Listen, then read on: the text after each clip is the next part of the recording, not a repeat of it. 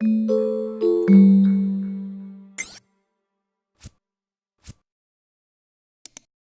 and welcome to the NetIQ video demonstration.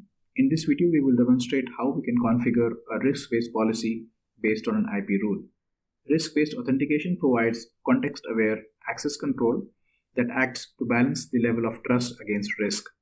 It enables organizations to address access-related risks and improves user experience. Risk-based authentication enables to validate the risk of an access request at the runtime and take appropriate actions such as forcing an advanced authentication or denying access. Let us now consider a scenario wherein an employee tries to log in into Access Manager portal by using the corporate intranet. He is authenticated without any additional authentication.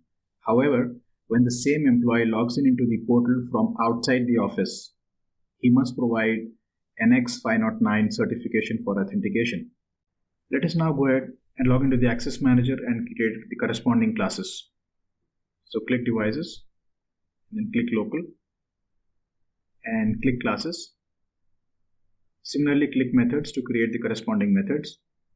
And on the same grounds, go ahead and create the corresponding contract in Access Manager. Let us now go ahead and configure the risk-based policy.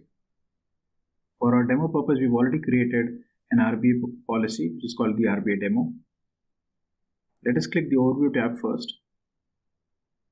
If you notice here, there are a lot of pre-configured policies already available in Access Manager. You can also click Try Now, wherein Access Manager creates a demo policy for you. And for more information, you can use our step-by-step guide. Let us go back to our risk policy now that we configured for this video purpose. So let's click the policy that we created. So if you notice here, we've already created an IP rule for the demo purpose. So this is the IP rule that we configured.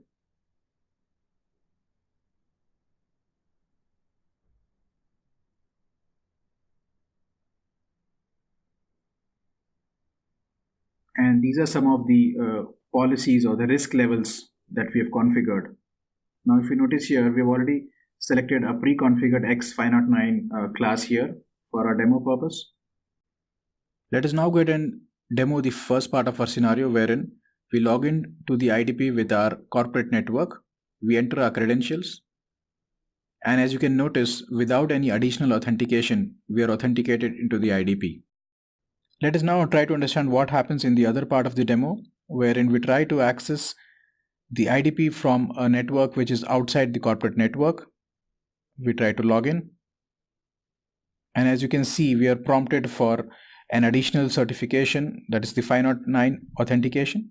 We click OK and we notice that we are successfully authenticated. So in this video, we learned some very basic risk-based authentication rules and policies. And at the same time, we also saw how risk-based can help us enhance our authentication levels. Thank you.